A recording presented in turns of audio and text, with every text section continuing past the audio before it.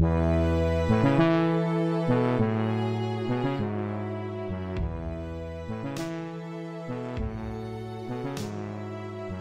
world. I'm Max Patton, and this is Dreaming Polygons, the podcast that explores the games industry by interviewing the ambitious dreamers and creators who are shaping its future, one polygon at a time. For today's episode, we're going to look at the aspect of game development that many people take for granted, user interface or UI design. My guest today is the lead UI designer at Disney Lucasfilm, responsible for the interface and user experience of the Star Wars games on mobile, Mike Mariano, who I'm going to chat with about what it's like to design the parts of games players aren't even supposed to notice. Let's see what Mike has to say. Hey everyone, I am with Mike now. First of all, what made you decide to get into games from where you were, and what's kept you in this industry? Well, I think games has always been somewhat of a passion of mine. Definitely when I was growing up, I'm starting out with the Nintendos and the Segas. It's always been something that I've been interested in. And surprisingly, I didn't realize that it was something that I could actually do. So that kind of leads into some of the other stuff of just how I got into this industry. It was never something that I thought I could ever do, but I'm really happy that I'm here, and I'm definitely excited for the future. And you were doing like marketing for Microsoft right before, right? Yeah. So my background is really in Flash, which is essentially a dead technology. It was a huge technology when I was in school. And then even the years right after school, like everybody's using Flash.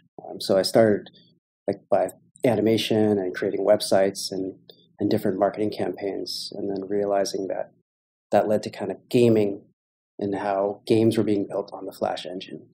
And that's kind of what brought me into games in general. So my background was really in web, but with Flash and with technology, I was able to get into gaming, which is where I am now. Mm-hmm. And I guess you were in there at a really good time because your first gaming job was Zynga, right?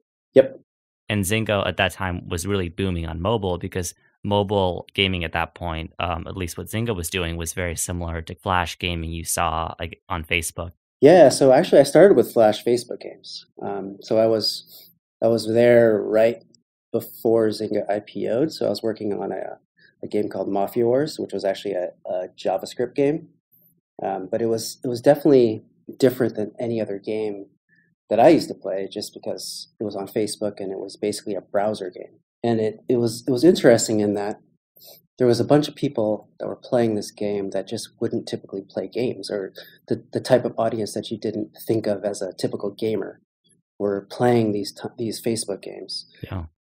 So we had a huge audience of just people that we just didn't really expect. Being part of that industry early on was very interesting, in that we were learning so much from the audience and Facebook in general, and how we could make our games viral and how we could spread our games and monetize off these games. There was a lot of knowledge there, but it was definitely different than it is now, for sure. And I think it was just the viral nature of how Facebook was back then versus how it is now. It's a lot harder to make a hit game than it was back then, for sure. Mm-hmm. Right. Especially, on that format that you see a lot of games following ever since, Clash of Clans and kind of peak Zynga.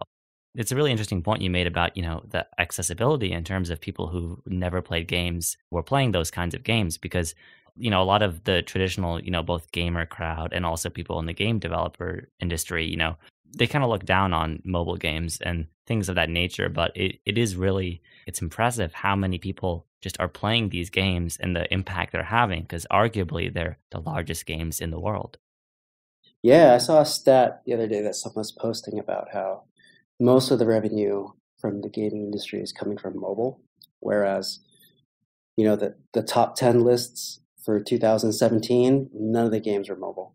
So it's a real interesting dynamic in that, the industry is shifting for sure. There's a big hatred towards free to play. It's not off target, right? Like there are things that some certain developers do that could probably be curtailed a little bit, or the type of ways that people generate revenue could probably be streamlined a little bit to be less forceful.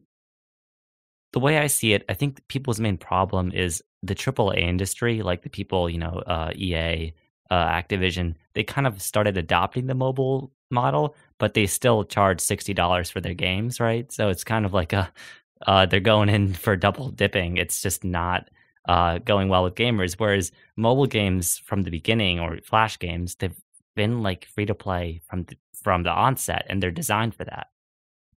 Yeah, I think that was the biggest problem with one of the more recent games that kind of came out of our studio, or not our studio, but directly, but Lucasfilm's Battlefront. We saw a lot of controversy around how that was built. I think a lot of the console gamers, I think console game developers are trying to adopt some of these techniques that are very successful on mobile, but they're also using some of the older, outdated techniques that console games use, which is the $60 fee to download a game versus free games on mobile, where you're just paying incrementally either. You don't really need to pay if you don't have to pay, but it's there if you want to play. It's a clash of expectations. Like, I'll talk to, a lot of people that are younger. They'll be like, why would I ever pay for a game? Because their mindset is on their phone. They just have a lot of free games. And so when you're making games like that, you're reaching, like you said, an audience you never would otherwise. So next up, what's user interface design? Because that's what you do now at Disney, where you work. Can you explain that at a layman level? Yeah, sure. I mean, like user interface design is essentially everything that the user is seeing and interacting with.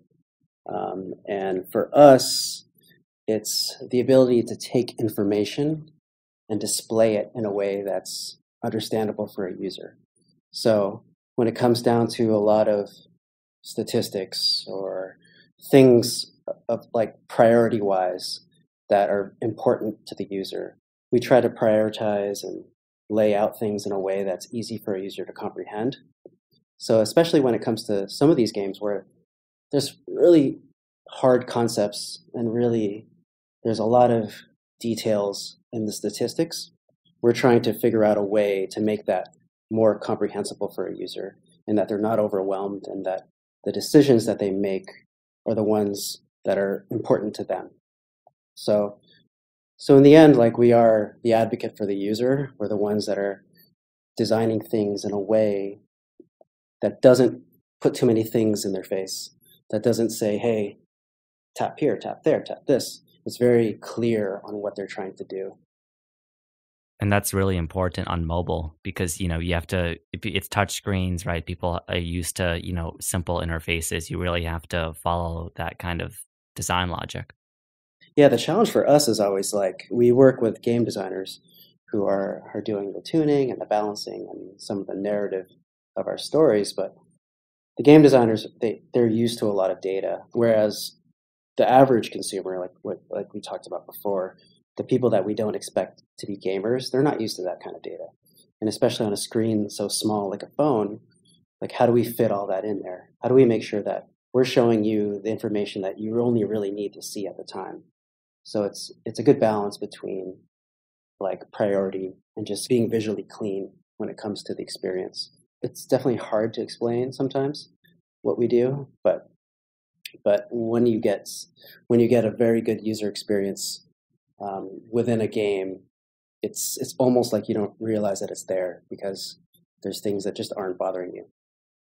And I think people don't realize that games have always actually been quite innovative when it comes to user experience and user interface because you're not using like, stock Apple or Google, like, design. You're completely, making your own engine, making your own frameworks for how everything's displayed. So games have always had a lot of character and a lot of, I think, innovation from the very beginning when it comes to interactions. Even a simple main menu or just a pause screen, anything like that can be really important. Yeah, especially when it has to deal with, the IP of your game, like making sure that it fits thematically. Especially if you're working on something like Star Wars, the brand is so big that you need to make sure that this doesn't hurt your brand, that it's part of your brand, and it expands the brand to something different and something new. And I want to ask specifically about that because, of course, you have worked with the Star Wars license for your past two big projects at Disney. As everyone listening to this probably knows, that's a pretty big IP. Is there a lot of pressure doing that? Does it excite you? What is it like working with one of the biggest franchises in the world? Yeah, I mean, there's times where it's a little unreal when we sit back sometimes when we're making this game and we're getting really nitpicky or we're hearing things about the game and we just have to sit back and say, whoa, wait a minute, we're working on Star Wars right now. This is huge. This is bigger than us almost. It's a little bit unreal. It's been really exciting the past few years, obviously, with the regeneration of the brand and the movies, and just seeing how far gaming has come in that time as well, and how we can try to interlink some of these stories and just kind of extend the brand, expanding the experiences. I think is the biggest thing that I'm excited about. Is that the brand isn't really just about the movies anymore. It's about everywhere, right? It's about the games. It's about stories, about books, comic books, TV shows. It's not just going to be about movies anymore. And it's exciting to be part of something that's new and innovative in a way that's so historically, ever present. It's like Star Wars is huge, and just being a part of that and being able to say that even though we're a small mobile game that's has expansion of the story, it's still feeling like we're a big part of this industry and this film and history. Yeah, I mean, like that's one of the things that, Disney has done really well with the Star Wars brand and they do well in general is just incorporate that in so many aspects. They did away obviously with all of that expanded universe stuff, but there's all sorts of, new Star Wars stuff that by and large I think people really like, including the mobile games which are really popular and it's Star Wars, right? So I mean, you say small, but you're still going to be like featured by Apple or you're going to be on the top charts or something, right? Because it's Star Wars, which is, I think, a big deal and must be pretty cool to leave your mark on that. Yeah, it's pretty crazy. Like I said, it's pretty unreal sometimes when you're just like, wow, I'm actually a part of this, and where you see we're added different Wikipedias or where people are talking about it and talking about our game and our brand and just seeing how the response has been pretty fun. Just like Commander was as well. Like Commander was really fun to work on as well, and just experiencing that was fun too. And just now we're trying to find more innovative ways to get Star Wars out there. So hopefully Rivals does that, and it's looking pretty good so far. Yeah, and that's Commander was kind of more of a strategy game in the Star Wars universe, and this is more of an action game, right? Yeah, so this one's it's different. Like it's a third person shooter where you get to choose different heroes, and it's basically an arena based PvP. So you go in with three heroes, and then you fight another person with three heroes as well. And shooters don't traditionally do too well on mobile, so we're excited to see how it does. I think having the brand, being able to take your heroes, to take Luke Skywalker and Leia and Chewbacca and Han Solo into a battle is definitely something that we have an advantage with. Um, yeah, and I'm definitely excited for people to play it.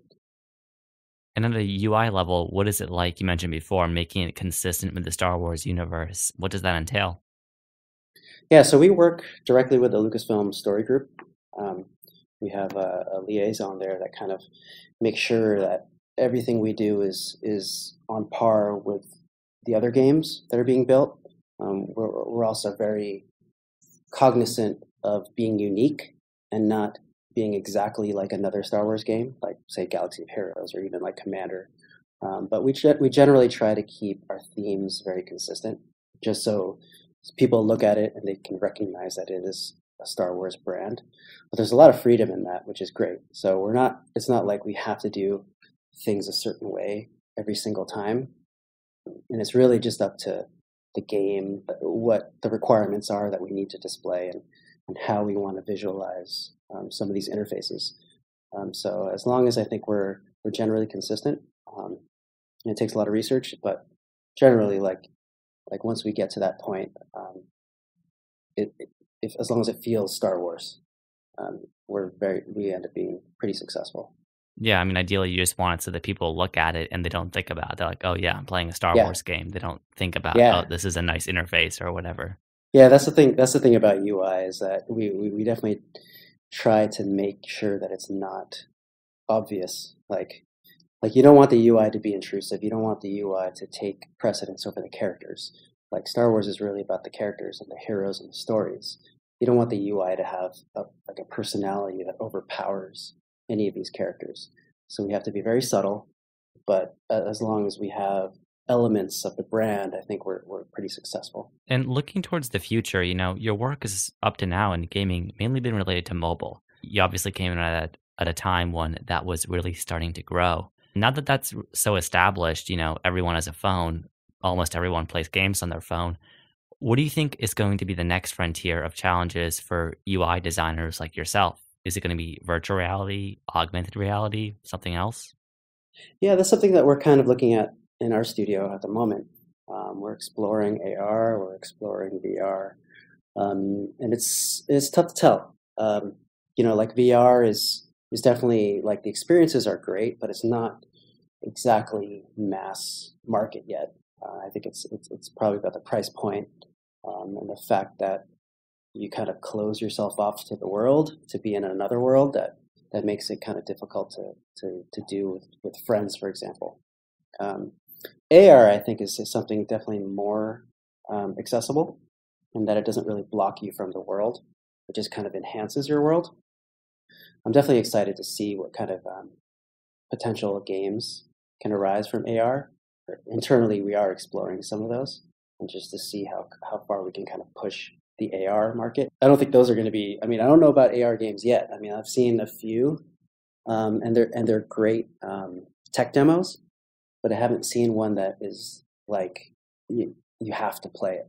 And I think that's kind of where mobile games are, is like to get that kind of pinch and pull of like, I need to play this game, versus where AR and VR is. It's not quite there yet. And I think that's where the innovation is going to happen. And once somebody figures that out, maybe that's us, who knows? But once somebody figures that out, I think that's when the games are just going to start expanding even bigger. Both in like VR and AR, if you look at Apple and Google, Oculus, HTC, all of the guys, the technology on both fronts seems to be at the level where it's good enough. And with VR, the problem, like you said, is price. And with AR, content, really, just because there is finally, phones have the sensors, the camera technology they need. It's pretty decent, but there's just not that many games. Yeah, they're great tech demos for sure. Like when you see something, you're like, oh, that's amazing. But practical applications, not quite there. I think things that are pretty exciting. Definitely, there's the Jedi Challenges things that our team in Glendale put out. That's a little bit more in line with, I think, is the future of gaming in that AR. Is that a device that kind of interacts with the world and gives you content that you kind of expect, like a fight with Kylo Ren. Like that seems like there's a lot of potential there. And then just other devices. I think the Switch is awesome. I think there's a lot of potential there in what Nintendo is doing, and just as a platform, and the way that they create games that people can play with in the same room versus being isolated. I think Nintendo's always doing amazing, innovative things. Definitely. And if you just saw, I think yesterday, as of recording this, they announced that new, I don't know how to say this, Labo stuff. Yeah, Labo, who Labo, knows? Labo, yeah, But it's the cardboard stuff Labo. where you can, if people haven't seen it, you should build stuff out of cardboard, put your Switch in it, and play a piano, be a robot, or something like that. I definitely see, opportunity for other games and franchises, maybe Lucasfilm ones, to do stuff like that. Yeah, the stuff that they're doing is always innovative, and they're always trying to push it. I mean, they're not always successful. Like the Wii U wasn't completely successful, but the Switch definitely was. And this might not be super successful, but I'm sure the next thing they do will be. But I'm definitely excited for whatever they put out, because it's always something that's kind of challenging the norms of how people play games, and they're always challenging who should be a gamer. Like they're always targeting people that you don't expect to be gamers, or that shouldn't be gamers. The ideal mind of like a console PC gamer. They're always saying like, hey, games are for everyone, and these are the tools for you to create stuff. And I think that's amazing. Yeah, and I mean, a lot of gaming, it's a real serious activity now, obviously, but it's also ultimately, it began out of being a thing for kids. And I think companies like Nintendo realize that really well, just with their sense of play and their accessibility. So do you think, more mobile stuff in your career? Like, where do you see it going in general? I think so. I think for now, I think the devices are getting better and better and better. I mean, it's pretty soon you're going to have a console quality game in your hand. I mean, we kind of do if you think last gen, like the PS3 or Xbox 360, iPhones and Android devices are basically at that level now, I think. I think for me, I think it's about the experience of games versus the technology, because I think the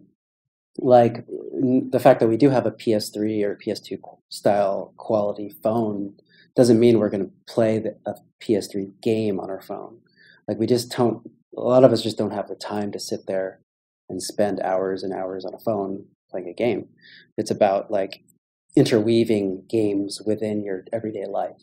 And I think that's kind of where I think a lot of the games, mobile games, are going to progress. Like how do we create just experiences that fit people's lives versus like a console game where you want to sit down and spend like 3 hours at a time.